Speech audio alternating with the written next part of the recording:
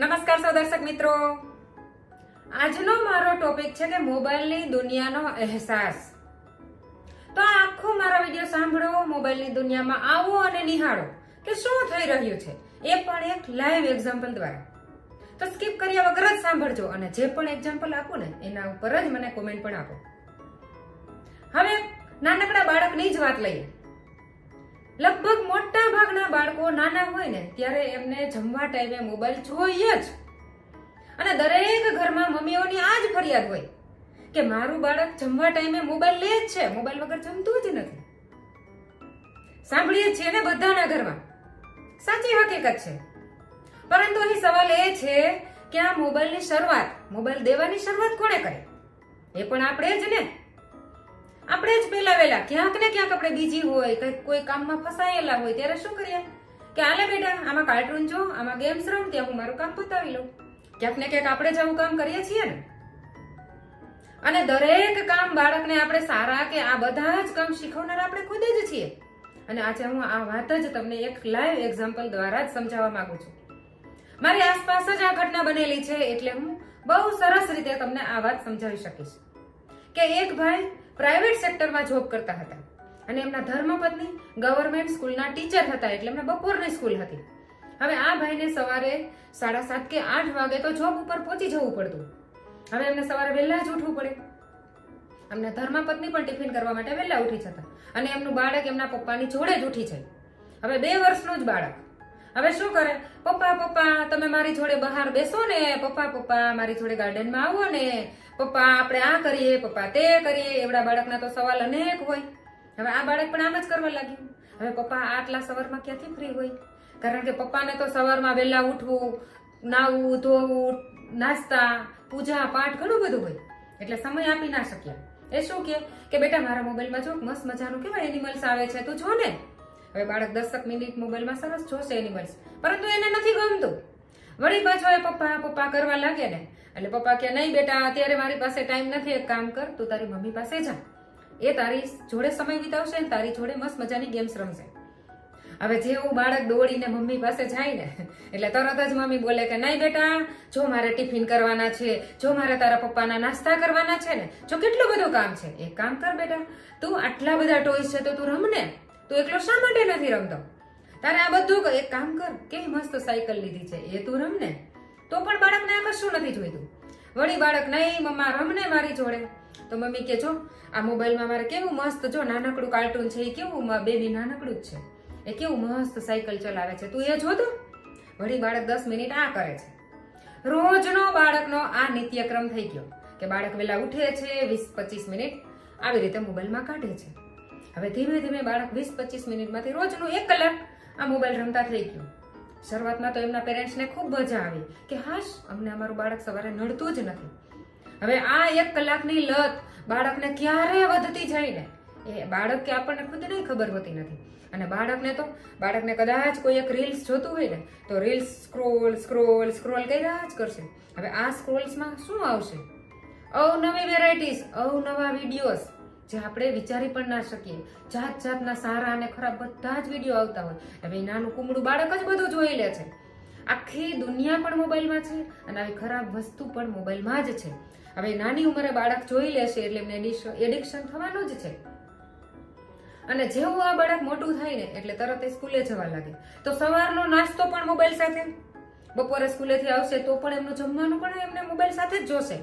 અને ઘરમાં કદાચ કોઈ ગેસ્ટ આવે ને તો તરત જ એમને મોબાઈલ જ જોશે કે મમ્મીનો મોબાઈલ ચાલો ફ્રી થઈ ગયો છે ને તો મોબાઈલ જ આપણે લઈ લઈએ. આવી રીતે આખો દિવસ એ મોબાઈલની આસપાસ પોતે ઘૂમતું થઈ જશે. પહેલા બાળક મમ્મી પપ્પાની આસપાસ ઘૂમતું હતું, હવે ક્યાં મોબાઈલ ફ્રી છે, ક્યારે ફ્રી થાય છે, બસ આ જ વિચારતું થશે. મમ્માનું ક્યારે ધ્યાન નથી, મોબાઈલ લઈ લઉં. કારણ કે સતત બાળક હવે આ વિચારતું થાય છે. અને મોબાઈલની લત બાળકને નાનેથી જ આ રીતે લાગી જાય છે. દરેક પેરેન્ટ્સ આ જ એક મિસ્ટેક કરે છે કે પોતે બીજી હોય એટલે બાળકના હાથમાં મોબાઈલ પકડાવી દે છે. અને આ લત બાળકને કઢાવવી ખૂબ જ મુશ્કેલ છે. દોસ્તો હજુ પણ સમય છે, તમે તમારા બાળકને આ બરબાદીમાંથી ખાસ ઉગારી લો. અને આજે હું એના માટે પણ એક મસ્ત મજાનો આઈડિયા આપું છું કે તમારું બાળક જ્યારે પણ ફ્રી પડે ને એટલે તમે એમની સાથે રમો, બેસો, ગેમ્સ રમો, જાત જાતની એક્ટિવિટીઝ કરો, કાંઈક એવી અવનવી વાર્તાઓ કરો કે જે બાળકને મજા આવે, રુચિ લાગે. તો ખાસ કરીને જો આ મોબાઈલનું એડિક્શન કે મોબાઈલનો એમનો જે ટાઈમ છે ને, આ ટાઈમે તમે આવું કરશો ને તો એમને ક્યાંક ને ક્યાંક ચેન્જીસ આવશે. તમે જોઈ શકો છો, એક જ વીક તમે આટલું કરશો ને તો પણ તમારા દરેક બાળકમાં આ ચેન્જ આવશે. એ ટાઈમે તમે કાંઈક નવી સ્ટોરી લાવો, કાંઈક નવી સ્ટોરી બાળકને કરો, કાંઈક દુનિયામાં એવું કોઈ નાનું બાળક છે, અચીવમેન્ટ કરે છે, એ તમને એમને સમજાવો. કોઈ બ્રેવ બોય હોય એમની વાર્તા કરો. તમે એમની સાથે જે આપણે રમેલી હતી અથવા તો એમને જે રમવું ગમે છે એ રમો. ઘણું બધું કરી શકાય છે. 10 થી હું તો એવું માનું છું કે બાળકને શરૂઆતના 10 થી 12 વર્ષ કે 15 જ વર્ષ જો તમે આપશો ને તો ખરેખર આ જે કુમળો છોડ છે ને એ મજબૂત એકદમ થડ બની જશે, મજબૂત. પછી એમને તમારી જરૂર જ નથી. 15 વર્ષનું બાળક થાય ને પછી એમને તમારી જરૂર નથી. એ ત્યારે એવું નહીં કે મમ્મા મારી જોડે ગાર્ડનમાં બેસ ને, મમ્મા મારી જોડે આવ ને, મમ્મા આ કર ને, નહીં કે. કારણ કે ત્યારે તો એમની જોડે ઘણા બધા ફ્રેન્ડ્સ, ઘણું બધું હશે. અને ઘરમાં બાળક અત્યારે તો આજના યુગમાં તો ઘરમાં એક જ બાળક હોય અથવા 2 જ. બાળકને સિબ્લિંગ્સ જ નથી તો બાળક કોની જોડે રમશે? એમને ફરજિયાત એમના મમ્મી પપ્પા જ દેખાશે કે એમની જોડે મારે રમવાનું છે. તો એટલે જ આપણે બાળકને આપણે સમય વધારે આપવો જોશે, મોબાઈલ નહીં. બાળકને આપણો સમય આપવાની જરૂર છે. ઘણા એવું બોલે કે હું તો વર્કિંગ વુમેન છું, ઘણા એવું બોલે કે મારા તો બિઝનેસ જ એવો છે, મારી પાસે ટાઈમ જ નથી. અરે ભાઈ કે બેન, તમારી પાસે ટાઈમ નથી, બાળક તમારું છે. તમે કંઈક એવું શેડ્યુલ બનાવો કે જેથી કરીને રોજની તમે બાળકને 3 કલાકની જરૂર છે તો 3 કલાક સાથે લો, બાળકને 2 કલાકની જરૂર છે, બાળકને 4 કલાકની જરૂર છે તો એટલો તમે એમની સાથે સમય વિતાવો. એ કઈ રીતે? હવે એના માટે તમારે એવું શેડ્યુલ બનાવવાનું છે કે બાળક સવારે 6 વાગે ઉઠે છે તો તમારે એના માટે 4:30 કે 5 વાગે ઉઠી જવું જોશે. અને આ સમયમાં એવું કામ પતાવી લો કે બાળક 6 વાગે ઉઠે એટલે સતત તમે એની આસપાસ રહો, જેથી કરીને બાળકને એકલાપણું નહીં લાગે. પછી એમના કામમાં ઉલझવાનું છે અથવા સ્કૂલે જતું રહેશે, બપોરે આવે ત્યારે બધા જ કામ પતાવી લો. જોબ કરતા હોય તો પણ તમારે વધારે કામ કરવું જ પડશે. સાંજે પણ બાળકની સાથે સતત રહ્યો. અને જેવું બાળક 9 કે 10 વાગે સુઈ જાય ને પછી તમે બધા જ કામ કરી શકો છો ને. કદાચ તમે 10 વર્ષ કે 12 વર્ષ ઓછી ઊંઘ કરશો તો તમારામાં કોઈ ચેન્જીસ નહીં આવે. પરંતુ આ 10 કે 12 વર્ષ જો તમે તમારા બાળકને સમય નહીં આપો ને તો ખરેખર બાળકમાં બહુ બધી ખરાબ વૃત્તિ આવશે. આજના બાળકોમાં આ રેપ, હિંસક વૃત્તિ, ગુના, આ જે અત્યારે લૂંટફાટ, ચોરી કે કોઈની હત્યા, આ બધું શા માટે થાય છે? ક્યાંક ને ક્યાંક આ બધા જ મોબાઈલ કે આ બધી જે ગેજેટ છે ને એ જ ક્યાંક ને ક્યાંક જવાબદાર છે. અને આપણે એમને છૂટથી વાપરવા દઈએ છીએ. પરંતુ ખાસ કરીને શરૂઆતના 12-15 વર્ષ સુધી જો આપણે આ ધ્યાન રાખીશું ને તો આવા એક પણ કેસ ના થાય, કશી આવી બાળકમાં કોઈ ખરાબી ના આવે, એની ગેરંટી હું લઉં છું. કારણ કે બાળકને નાનપણથી જ આપણે જે બતાવીએ છીએ એ જ મોટું થઈને એ કરવાનું છે.